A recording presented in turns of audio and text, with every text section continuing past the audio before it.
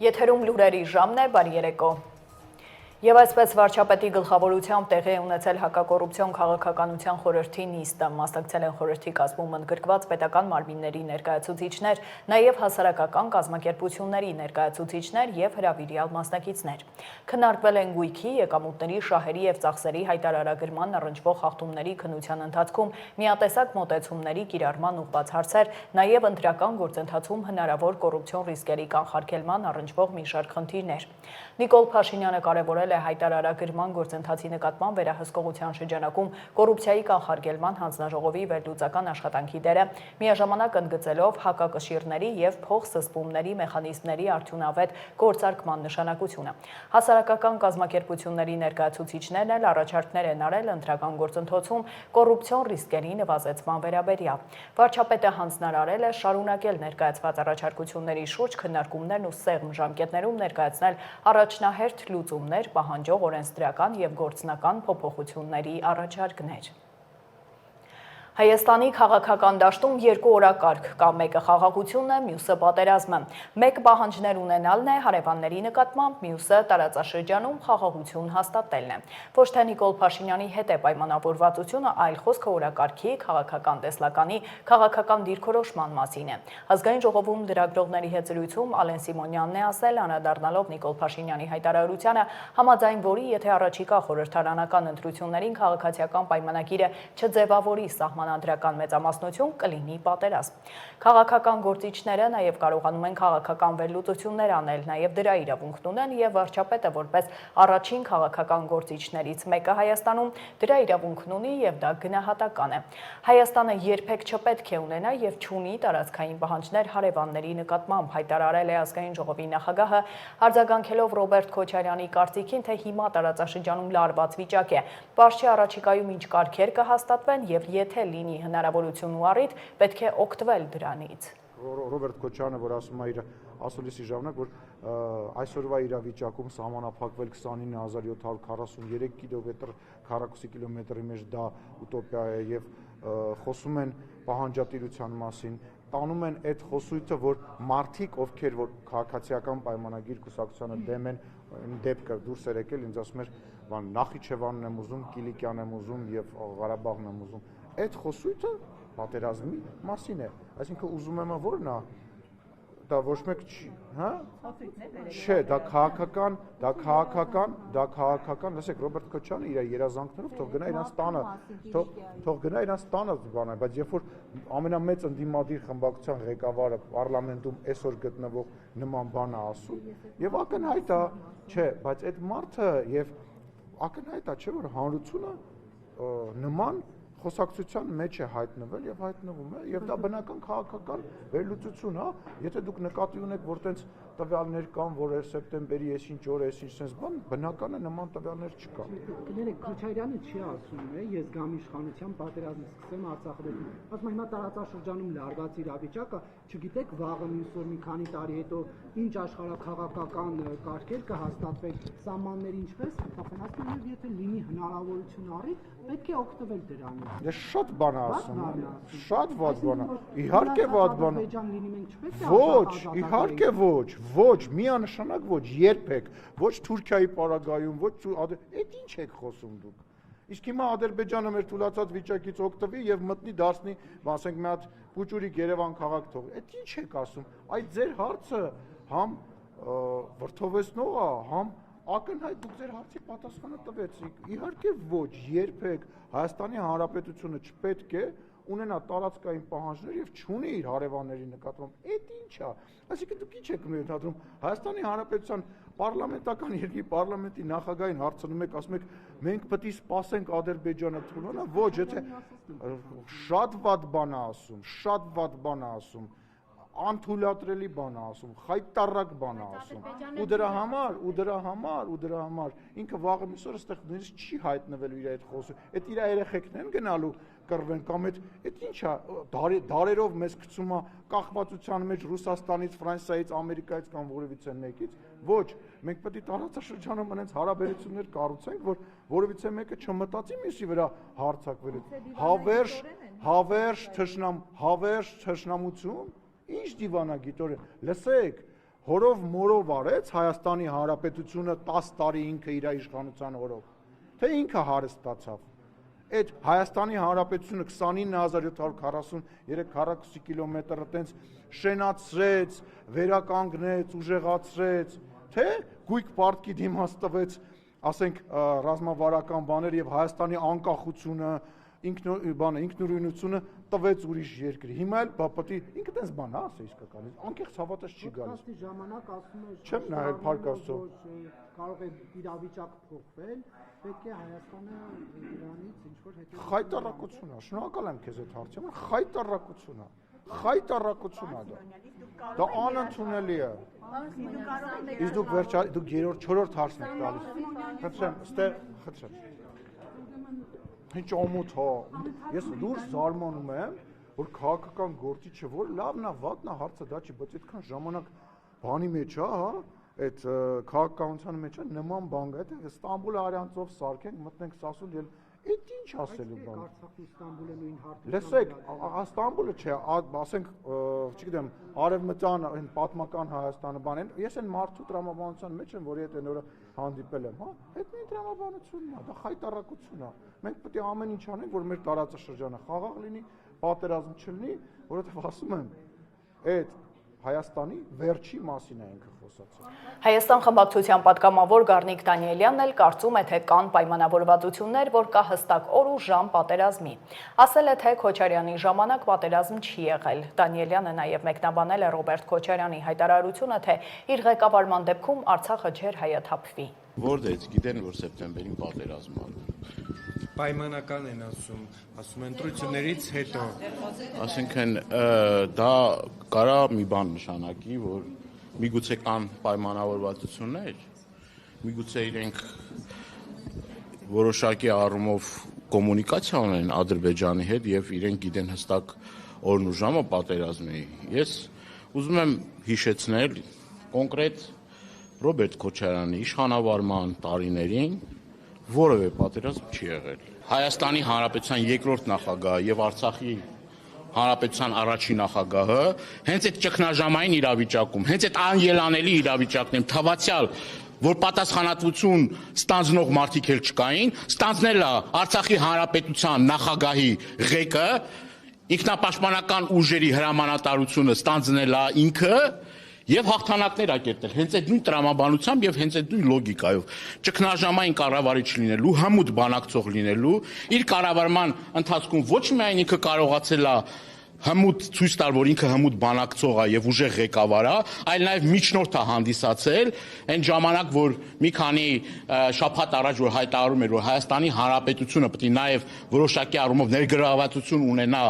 նույն Իրանի Իսլամական Հանրապետության շուրջ տեղի ունեցող իրադարձությունների, այդ մարդը այդ փորձն էլ ունի։ Շատ բան չի խոսում, ես կուզեմ շատ բան խոսի իր կառավարման ժամանակահատվածին, թե ինչ միջնորդական դերակատարություն ա ունեցել նախկինում Իրանի շուրջ տեղի ունեցող իրադարձությունների, կներեք, իրադարձությունների եւ դրա իր մասնակցության եւ այդ մասնակցության շնորհիվ վերահաս վտանգը կանխելու։ Ես կուզեմ ինքը շատ խոսի դրա մասին, բայց քանի որ ժուշկալ է եւ շատ թեմաների մասին ինքը չի խոսում, դա կարծում եմ, որ ես էլ կոչ եմ անում երկրորդ նախագահին, որ դրա մասին շատ խոսի։ Ինչքան շատ խոսի, այնքան մեր ժողովուրդը կհասկանա, որ մեզ այս իրավիճակում պետք են հմուտ ղեկավարներ, պետք են փորձառու ղեկավարներ, պետք են լավ բանակցողներ։ Իսկ ազգային ժողովը քննարկել է Սահմանադրական դատարանի դատավորի պաշտոնու Վլադիմիր Վարդանյանի ընտրության հարցը։ Վարդանյանն իրավաբանական գիտությունների թեկնածու է։ 2019-ից մինչև այսօր պատգամավոր է, զբաղեցնում է պետաիրավական հարցերի մշտական հանձնաժողովի նախագահի պաշտոնը։ Վարդանյանի թեկնածությունն առաջադրել է Հանրապետության նախագահը։ Ելույթում նա ասել է, որ աշխատանքային գործունեությունը Սահմանադրական դատարանում սկսել է։ Ավելի քան 15 տարի եղել է դատարանի աշխատակազմում, երբեք չի օգտագործել առաջխաղացման լիֆտի հնարավորությունը։ Թեկնածուն ներկայացրել է նաև իր պատկերացումները սահմանադրության եւ դրա դերի մասին։ Ընդդիմության ներկայացուցիչներն իրենց մտահոգություններն են արտահայտել, զուգահեռներ տարել Հրայր Թովմասյանի հետ։ Վարդանյանն արձագանքել է ու նշել տարբերությունները, նաև շեշտել, որ բոլոր հարթակներում սատարել ու սատարելու է Հայաստանի Հանրապետության շահերը, ինչը պետք է կարևոր լինի նաև ընդդիմադիրի համար։ Հիմա դուք լինելով քաղաքացիական պայմանագիր կուսակցության ամենավառ եւ ամենապրոֆեսիոնալ ներկայացուցիչներից Դուք գնում եք նույն ճանապարհով։ Ասացիք, որ առաջնորդվում եք երթումներով եւ շատ կարեւորում եք, որ պաշտոնյան իր երթումներին տեր կանգնի։ Հիմա ձեր երթումը ուրիշ ինչ բովանդակություն պիտի ունենա, որpիսի մենք իսկապես հավատանք, որ դուք չեք գնում այնտեղ սպասարկելու քաղաքացիական պայմանագիր կուսակցության շահերը, եւ դուք գնում եք իրապես անաչառ դատավոր լինեք, որովհետեւ եթե Հերարդ Թովմասյանը անաչառ չէր միայն նրա համար, որ հանրապետական կուսակցության ներկայացուցիչն էր, ինչ տարբերություն հիմա հանրապետական, քաղաքացիական պայմանագիր, չգիտեմ, Հայ ազգային կոնգրես, թե այլ կուսակցության ներկայացուցիչ կներկայացվի բարձր դատարանում։ Ի վերջո, եթե նա ունի քաղաքական կոնկրետ շահեր, դուք 8 տարի սպասարկել եք այդ շահերը։ Շնորհակալ եմ։ Կարող եմ։ Տիկին Թովմասյան, շնորհակալություն հարցի համար, հարցը անսպասելի չէր։ Գիտեք, ես չեմ մեղադրել, նախ ես ցավում եմ Հրայր Թովմասյանի եւ լիազորությունների վաղաժամկետ դատարանի համար եւ ամբողջ այս պոդիսականի համար։ Բայց մեր նմանությունը միայն հետեւյալում է, որ մենք երկուսս էլ գնում ենք պետաիրավական հարցերի մշտական հանձնաժողովի նախագահի կարգավիճակից համանդրական դատարան։ Իսկ դա շատ ավելի անկեղծ, պարոն Թովմասյանը հրաժարական էր ներկայացել նաեւ հանձնաժողովի նախագահի պաշտոնից, երբ առաջադրվել էր համանդրական դատարանի դատավորի պաշտոնում։ Բայց կա մի էական տարբերություն, նախ Տիկին Թովմասյան, ի գիտություն, համանդրական դատարանի դատավորներից առնվազն 5-ը գնացել են համանդրական դատարան անմիջապես խորհրդարանից եւ երբեք դա հարց չի առաջացրել։ Կին Բալայան, Արևիկ Պետրոսյան, Ռաֆայել Պապայան երջանկայի շատակ, Մելիքա Հիշամ, այս թիվը մեծ է եղել։ Հրայր Թովմասյանի հետ կապված հիմնական խնդիրը ոչ նրա մեջ էր, որ վերջինս խորհրդարանից տեղափոխում է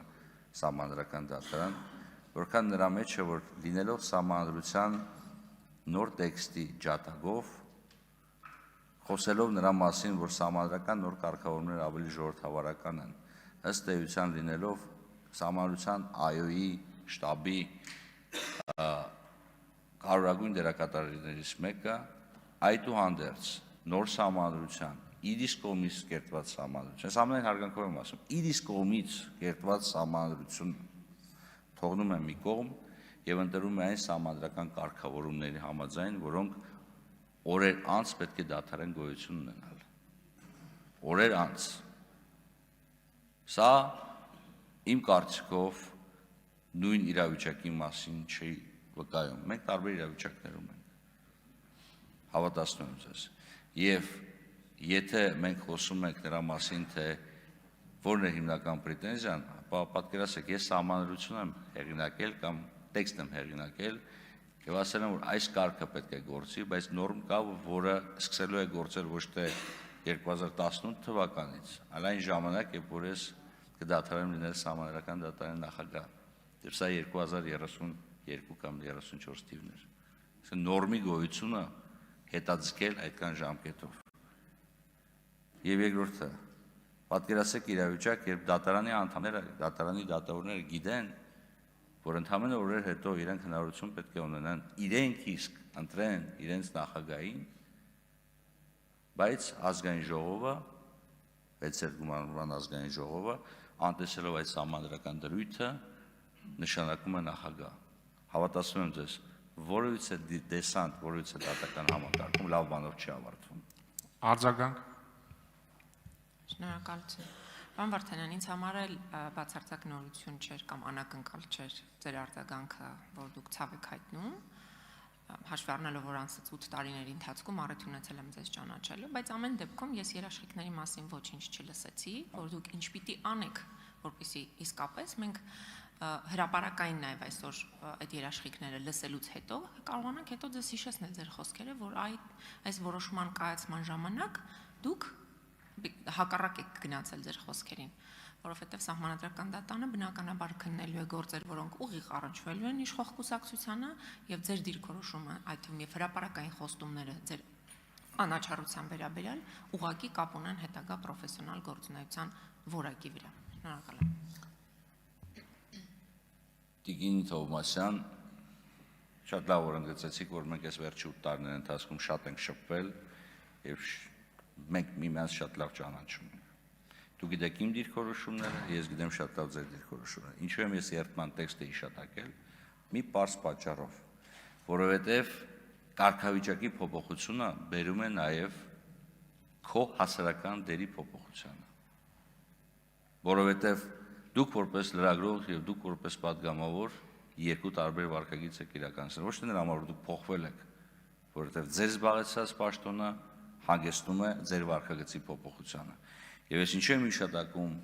երթումը մի պարզ պատճառով, որովհետև երթումը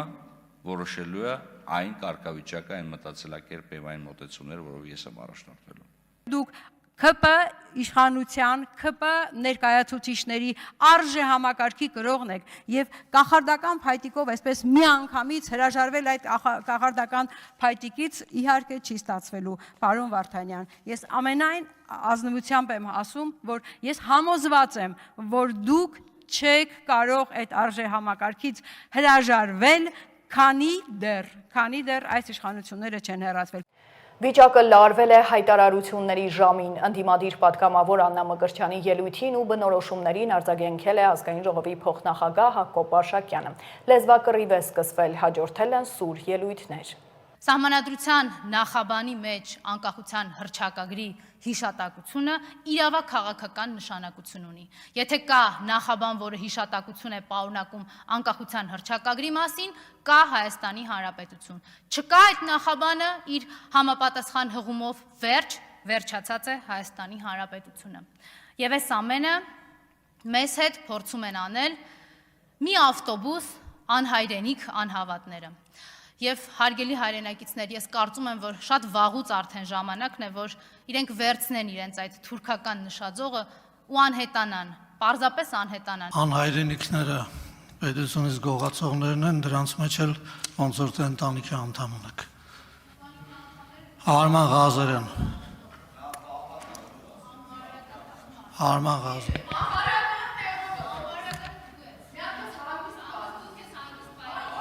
Տիկին Մկրտչյան, մի րոպե լռություն խնդրում եմ, կներեք պարոն Ղազարյան, Տիկին Մկրտչյան, խնդրում եմ ձեր… Լավ ժողովուրդ, ամփերեք, տեսնենք ինչ է ստացվում։ Տիկին Մկրտչյան, խնդրում եմ ձեր դաստիարակության մակարդակը ամեն անգամ այստեղ մի ցույց տվեք, մենք ձեզ շատ լավ ճանաչում ենք, ձեր ընտանիքներ ենք ճանաչում, ձեր վրա թվագրված քրեական գործերն էլ գիտենք,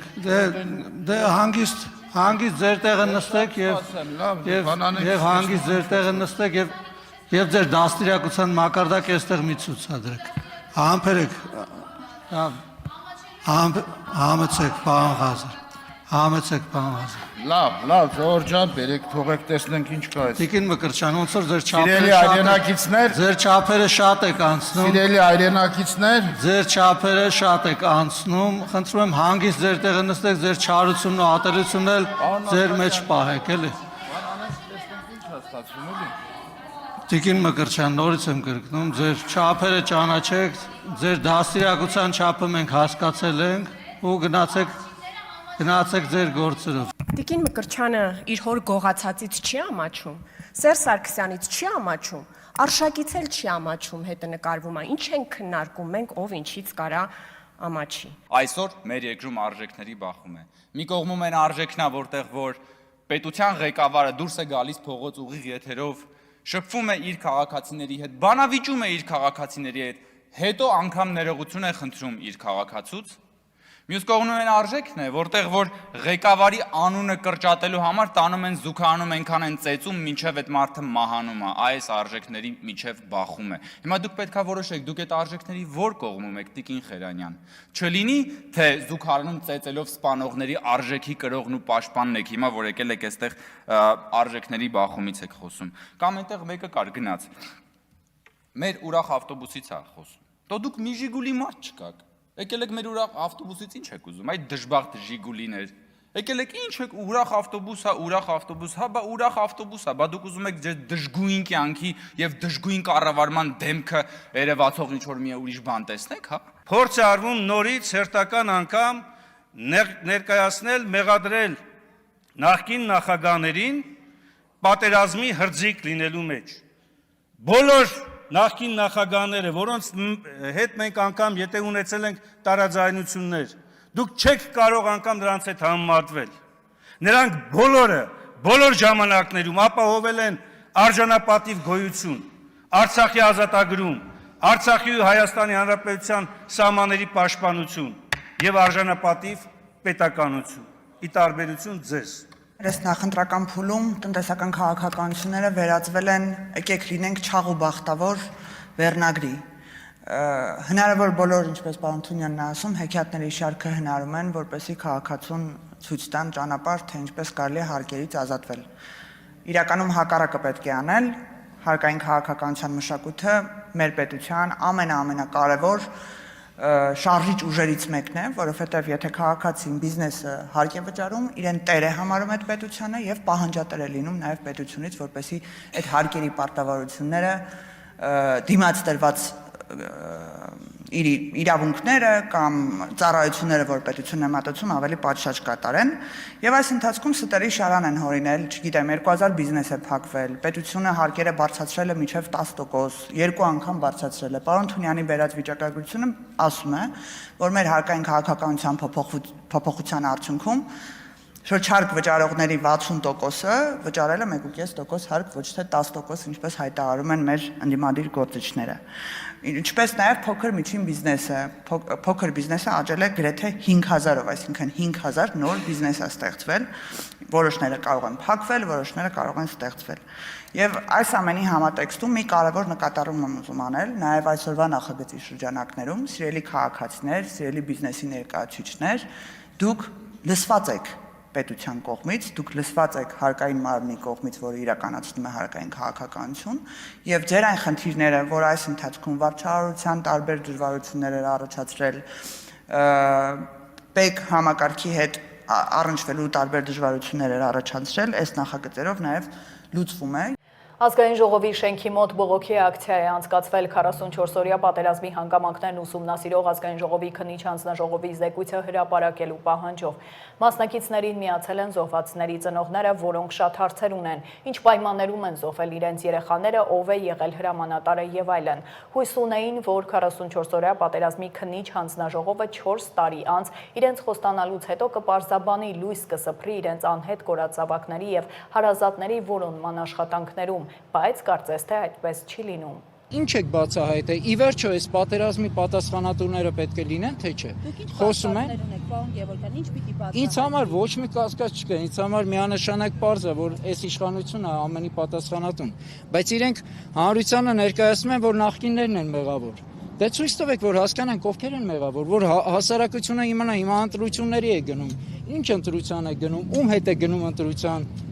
Միգուցե ներեցեք այս պատասխանատուներից, պատերազմի հանցագործներից շատ ու շատ մարդիկ կան, որոնք այսօր նորից ուզում են վերընտրվեն կամ ուզում են ընտրվեն, ցույց տվեք հանրությանը, հանրությունը իմանա, դուք ասում եք մենք լեգիտիմ ենք, մենք անկեղծ ենք, մենք ազնիվ ենք իբր։ Ինձ համար նորություն չկա, ինձ համար ոչ մի նորություն չկա, ինչ իրենք պետք է անեն, բայց հանրությունը պարտավոր է իմանալ։ Ակցիայի նպատակն է այսօր մենք դիմել ենք արդեն գրավոր ազգային ժողովի նախագահին, նա մերժել է հրապարակել գաղտնիացման փուլ է մտնել հանձնաժողովի զեկույցը, ուստի մենք այսօր դիմելու ենք ֆրակցիաների ղեկավարներին, որպեսզի նրանք բարձրացնեն ազգային ժողովում այդ հարցը։ Այսօր կարևորում ենք մենք, որ ազգային ժողովը քառօրյա նիստի ընթացքում դնի քննարկման եւ հանրայնացնի այն պահանջները, որը մենք այսօր դնում ենք։ Հանրայնացնի զեկույցի հանձնաժողովի զեկույցը։ Օրինակ ըստ ինչ կտա այդ զեկույցի հանրայնացումը։ Ուրեմն ըստ Անդրանիկ Քոչարյանի, որը եղել է հանձնաժողովի ղեկավար, ըստ անդամների խոստովանությունների 1000 քրեական գործեր կարող են հարուցվել։ Արդեն հետաքննությունները բերել են բազում մեղավորների անուններ, բազում խնդրահարույց հարցեր։ Ասեմ ձեզ, որ կառավարությունը հարցեր բարձրացրել, որ պետք է հետաքննվի ոչ միայն պատերազմը, այլ նաև դիվանագիտական աշխատանքը, նախապատերազմական իրավիճակը, ինչպես եղավ, որ մեր բանակցությունները բերեցին հասցրեցին պատերազմի, ինչ է եղել պատերազմի ժամանակ, ինչ է եղել պատերազմից հետո, ինչ է եղել Արցախում, ինչ է եղել թիկունքում, տնտեսական բոլոր խնդիրները, այս բոլոր հարցերը կառավարությունը համաձայնել է, դրել է ազգային ժողովի դիմաց, ավելին պահանջել է զեկույցը անպայման հրապարակել հանրայնացնել։ Ոչ մի ակնկալիք չունեմ, ոչ Նիկոլի իշխանությունից, ոչ էլ ընդդիմությունից չունեմ, որտեղ 6 տարի տեսել եմ, որ ոչ մեկն էլ ոչ մի բան չի անում։ Հիմա հարց, այսքան տարի էլ սպասել ենք այս քննիչ հանձնաժողովի եզրակացությանը։ Մեզի խոստացել են, որ եզրակացությունն ելնելու է, մեզ ասելու են, մենք իմանալու ենք այդ ամեն ինչի մեղավորները ովքեր են, ու իրանք ստանալու են իրանց պատիժը։ Ինչ եղավ։ 25 տվի սեպտեմբերին զեկույց աշխատանքը հայտարարեցին ավարտված, էլի ենք սպասում, որ ինքներ խոստացավ, ասեց անպայման մենք զեկույցը կանի անդոն։ Արեց չարեց, հետո իմանում ենք 2 ամիս վրենացնում է, հոպ, առանց ոչ մի խաբարի գնացել է ազգային ժողով, արխիվացվել է, գաղտնիազարդվել է ու всё, պերս։ Այդ ինչ է նշանակում, ես այդ եմ ուզում հասկանամ, հարգելիներս, այսքան տարի մենք սպասել ենք, որ իմանանք ով էր մեղավորը, մեր երեխեքի, մեր տղեկի զոհվելու մեղավորն է, իմ աղբորը, ես ուրիշինը չեմ խոսում։ Իմ աղբերը, որ զոհվել է այդ բարդակը, որ տիրել անդ ում մեղավորությունն է եղել այդ բարդակը, էդի զինվորը չէր էլի այդ բարդակ շինողը, այդ բարդակ շինողը իրաց հրամանատարներն էին։ Պաշտպանության նախարարության վարչական համալիրում տեղի է ունեցել հավաք խորհրդակցություն, որին մասնակցել է ֆինանսա-բյուջետային վարչության անձնակազմը։ Գերատեսչությունից տեղեկացնում են, որ քննարկվել են ոլորտին առնչվող առանցքային հարցեր, ներկայացվել են խնդիրների լուծման նոր մոտեցումներ։ Հավաք խորհրդակցության ժամանակ քննարկվել է նաև Պաշտպանության նախարարության համակարգում հանրային հատվածի հաշվապահական հաշվառման քաղաքականության վարման ընթացքին, ներդրված ծրագրային համակարգի հետագա զարգացմանը, առկա խնդիրներին և դիտարկվող լուծման տարբերակներին առնչվող մի շարք հարցեր։ Ապրիլի 1-ից նախարարության ենթակայության հաստատությունների աշխատակիցների աշխատավարձը կբարձրանա 30%-ով։ Աշխատանքի և սոցիալական հարցերի նախարարն է հայտարարել։ Արսեն Թորոսյանը Facebook-յան էջում տեսանյութ է հրապարակել։ Լավ լուրով եմ ուզում կիսվել, հատկապես աշխատանքի և սոցիալական հարցերի նախարարության ենթակայությամբ գործող խնամքի հաստատությունների և նաև ցերեկային կենտրոնների համար։ Ուրեմն ապրիլի 1-ից մեր ենթակայությամբ գործող բոլոր խնամքի կենտրոնների, երեխաների, տարեցների և հոգեկան առողջության խնդիրներ ունեցող մեր քաղաքացիների, ինչպես նաև մեր երեխաների ցերեկային կենտրոնների բոլոր աշխատակիցների աշխատավարձը կբարձրանա 30%-ով և մենք դրան հասել ենք բյուջետային կարգապահության և նաև էֆեկտիվ կառավարման շնորհիվ։ Եվ հետևաբար մայիսին արգելի գործընկերներ դուք կստանաք պլյուս 30% աշխատավարձ եւ ես որպես նախարարության ղեկավար ըստ էության ձեզնից ակնկալում եմ ավելի լավ աշխատանք, ավելի մեծ ջանքերի ներդրում մեր հազարավոր քաղաքացիների հետ աշխատելիս, խնամելիս, ծառայություններ մատուցելիս։ Իմ համար ձեր աշխատանքային պայմանները առաջնահերթություն է եղել հենց առաջին օրվանից եւ ես ամեն ինչ անելու եմ դրանք աստիճանաբար բարելավելու ուղղությամբ, լավ եղեք, մեր քաղաքացիներին լավ ծառայություններ մատուցեք։ Սուրբ Գրիգոր Լուսավորիչ բժշկական կենտրոնում 40-ամյա ծննդկան է մահացել։ Քննչական կոմիտեից հայտնում են, որ մարտի 22-ին ստացված հաղորդման առթիվ նույն օրը նախաձեռնվել է քրեական վարույթ քրեական օրենսգրքի 187-րդ հոդվածի 2-րդ մասի հատկանիշներով։ Այն է բուժաշխատողի կողմից մասնագիտական պարտականությունները չկատարելը կամ ոչ պատշաճ կատարելը, որն առաջացրել է մարդու մահ։ Նշանակվել է դատաբժշկական փորձաքննություն։ Շամշյանի տեղեկություններով նա ծննդատուն էր տեղափոխվել հղի եւ երեխայի ծնվելուց հետո արձանագրվել է սրտի կանգ։ Մարդու իրավունքների պաշտպանի ներկայացուցիչներն արագ արձագանքման այց են իրականացրել Պաշտպանության նախարարության Երևանի Գայազորային հոսպիտալ։ Այցը պայմանավորված է եղել զինծառայողի ընտանիքի անդամի հազանգով, որը վերաբերում էր զինծառայողի առողջական վիճակին, բուժօգնության կազմակերպմանը եւ նրա իրավունքների ապահովմանը։ Պաշտպանի ներկայացուցիչները հանդիպել են հոսպիտալի բուժանձնակազմի հետ, քննարկել են բժշկական հետազոտությունների ընթացքի, տրամադրվող բուժօգնության, նաեւ զինծառայողի առողջական բոլոր խնդիրների հաշվառմամբ, փորձաքննելու եւ զինվորական ծառայության համար հետագա պիտանելիությունը որոշելու հետ կապված հարցեր։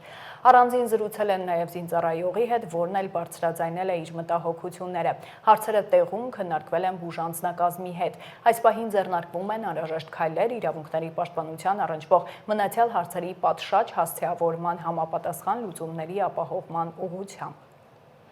Իմնեմնիմի փոդքասթի համահեղինակ Նարեկ Սամսոնյանի նկատմամբ տնային կալանքը փոխվել է վարչական հսկողության հրապարակային խոսքի արգելքի պայմանով։ Այս մասին հայտնել է փաստաբան Ռուբեն Մելիքյանը։ Հիշեցնեմ 2025-ի նոյեմբերի 13-ին Իմնեմնիմի փոդքասթի համահեղինակներ Նարեկ Սամսոնյանն ու Վազգեն Սաղաթելյանը կալանավորվել էին։ Նրանց մեղադրանք էր առաջադրվել խուլիգանության հոդվածով ազգային ժողովի նախագահ Ալեն Սիմոնյանի հաղորդման հիման վրա։ Սիմոնյանը լրագրողների հետ զրույցում հայտնել էր, որ ինքն է Սաղաթելյանի եւ Սամսոնյանի դեմ հաղորդում ներկայացրել իրավապահներին, քանի որ նրանք իր հասցեին սպառնալիքներ էին հնչեցրել։ Վազգեն Սաղաթելյանն ու Նարեկ Սամսոնյանը չեն ընդունում իրենց առաջադրված մեղադրանքը։ Շարունակենք, ըստ Միացյալ Նահանգների նախագահի Թեհրանը հանդես է եկել բանակցելու նախաձեռնությամբ եւ անցկացրել են Թրամփի խոսքով շատ լավ քննարկում։ Մինչդեռ Իրանը հերքում է Վաշինգտոնի հետ բանակցությունները։ Մերձավոր Արևելքում լարվածությունը պահպանվում է, վերջին նորություններն ու աշխարհում կատարվող իրադարձությունները մեկ տեսաշարով։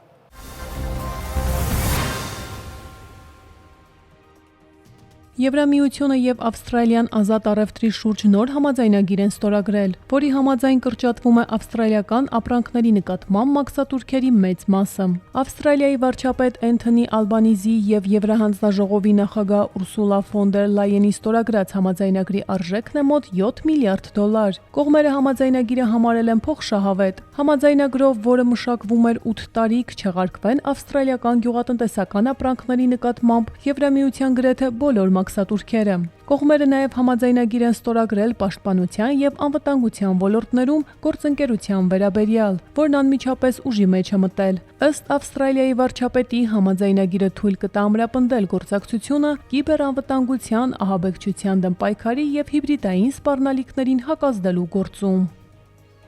Ճապոնիան պետական պահուստներից նավթ կսկսի բաց թողնել հինգշաբթի օրը մարտի 26-ին։ Այս մասին հայտարարել է վարչապետ Սանաե Տակայիչին։ Մարտի 24-ին X-ում գրառման մեջ նա նշել է, որ այս քայլերը կօգնեն երաշխավորել, որ բենզինի նման նավթամթերքների մատակարարումների հարցում ոչ մի ընդհատում չլինի։ Տակայիչին նաև հայտնել է, որ նավթ արտադրող մյուս երկրների կողմից պահուստների բաց թողումը նույնպես նախատեսվում է սկսել մարտին։ Ճապոնիան նաև մարտի 19-ին սկսել է սուբսիդիաներ տրամադրել նավթամթերքների գները զսպելու համար։ Ճապոնական ԶԼՄ-ները նշում են, որ պետական պահուստներից նավթ բաց թողնելու մասին հայտարարվել է նախարարների նիստի ժամանակ, որի ընթացքում քննարկվել են ճապոնական տնտեսության վրա մերձավոր արևելքում լարվածության ազդեցությունը մեղմելու ուղիները։ Հաղորդվում է, որ նավթի պետական պահուստները պետք է բավականացնեն 1 ամիս։ Իրանի խորհրդարանի խոսնակ Մուհամմադ Բաղեր Ղալիբաֆը հերքել է ԱՄՆ նախագահ Դոնալդ Թրամփի հայտարարությունները այն մասին, որ Թեհրանի եւ Վաշինգտոնի միջև բանակցություններ են ընթանում։ Ղալիբաֆն այս մասին մարտի 23-ի երեկոյան գրառում է արել X հարթակում։ Կեղծ լուրերն օգտագործվում են ֆինանսական եւ նավթի շուկաները մանիպուլացնելու եւ այն ճահճից դուրս գալու համար, որում խճճվել են Միացյալ Նահանգները եւ Իսրայելը, գրել է Ղալիբաֆը։ Թրամփը մարտի 23-ին լրագրողների հետ զրույցում հայտնել էր, որ Իրանի հետ բանակցում են ԱՄՆ նախագահի հատուկ բանագնաց Սթիվ Ուիթքոֆը եւ իր խորհրդական եւ փեսա Ջարեդ Քուշները։ Նա չի հայտնել, թե ով է բանակցում իրանական կողմից, սակայն ասել է, նա երկրի հարգված ղեկավարներից մեկն է։ ԱՄՆ նախագահը 5 օրով երկարաձգել է Իրանին տված վերջնաժամկետը Հորմուզի նեղուցը բացելու համար, ինչը չանելու դեպքում սպառնացել էր ոչնչացնել Իրանի էլեկտրակայանները։ Իսրայելի բանակը հայտարարել է, որ որոնողափրկարարական աշխատանքներ են ընթանում Թել Ավիվում հրթիռային հարվածի վայրում։ Իսրայելի ոստիկանությունից հայտարարել են, որ Թել Ավիվի կենտրոնում իրանական մարտագլխիկ է ընկել 100 կիլոգրամ պայթուցիկով։ Վնասվել են տներ եւ մեքենաներ, տուժածներ չկան։ Ավելի վաղ Իրանը հայտարարել էր, որ հարվածներ է հասցրել Իսրայելի Դիմոնա եւ Էյլատ քաղաքներին։ Իսրայելը վաղ առավոտյան հարված է հասցրել Բեյրութից 10 կիլոմետր հեռավորության վրա գտնվող Բշամուն քաղաքի բնակելի շենքին, որի հետևանքով առնվազն 2 մարդ է զոհվել, եւս 5 մարդ վիրավորվել է։ Հարվածի ենթարկված շենքում բռնկվել է հրդեհ։ Բացի այդ, Իսրայելը հարվածներ է հասցրել Լիբանանի հարավին, թիրախավորելով ԱՄՆ ընկերության պատկանող գազալցակայան, որտեղ բռնկվել է խոշոր հրդեհ։ Նշվում է, որ մարտի 2-ին Հեզբոլահի հետ հակամարտության սկզբից ի վեր Իսրայելը հարվածներ է հասցրել ԱՄՆ-ի լցակայաններին, պնդելով, որ ընկերությունը խմբավորման տնտեսական ենթակառուցվածքի մաս է կազմում։ Լիբանանի նախագահ Ժոզեֆ Աունը հայտարարել է, որ երկիրը պատրաստ է Իսրայելի հետ ուղիղ բանակցությունների։ Նա նաև խոստացել է, որ Հեզբոլահ շարժումը կզինաթափվի։ Առնվազն 2100 երեխա է զոհվել կամ վիրավորվել փետրվարի 28-ին Իրանի դեմ ԱՄՆ-ի եւ Իսրայելի ռազմական գործողության եւ Իրանի պատասխան գրոհների ընթացքում։ Այս մասին հայտնել է ՄԱԿ-ի մանկական հիմնադրամի գործադիր տնօրենի տեղակալ Թեդ Չայբանը։ Պաշտոնյան զգուշացրել է, որ մարտական գործողությունների շարունակման դեպքում զոհերի թիվը կաճի։ Պատերազմի սկզբից ի վեր օրական միջինը վիրավորվում կամ զոհվում է 87 երեխա, ընդգծել է Թեդ Չայբանը։ Չայբանը նաև հավելել է, որ մարտական գործողությունների ընթացքում ավերվել կամ վնասվել են տներ, դպրոցներ, հիվանդանոցներ եւ այլ ենթակառուցվածքներ, որոնցից կախված է երեխաների բարեկեցությունը։ Կոլումբիայում ռազմական ինքնաթիռը վերելքի ժամանակ վթարի է ենթարկվել, որի հետևանքով 66 մարդ զոհվել է, 4 մարդ դեռ համարվում է անհետ կորած։ Տասնյակ մարդկանց հաջողվել է փրկել։ Ըստ Կոլումբիայի զինված ուժերի ղեկավարի ինքնաթիռում եղել է 128 մարդ, այդ թվում օդուժի 11 անդամ, բանակի 115 հոգանոց անձնակազմ եւ 2 ոստիկան։ Թռիչքուղու վերջում ինքնաթիռը հավանաբար ինչ-որ բանի է բախվել եւ ընկել։ Վթարից հետո ինքնաթիռում հրդեհ է բռնկվել, այնուհետև պայթել են օդանավում գտնվող պայթուցիկները։ Ողջ մնացածներից 57-ը հոսպիտալացվել են, նրանցից 30-ի վիճակը թեթև է։ Արմինե Գևորգյան, Update լրատվական։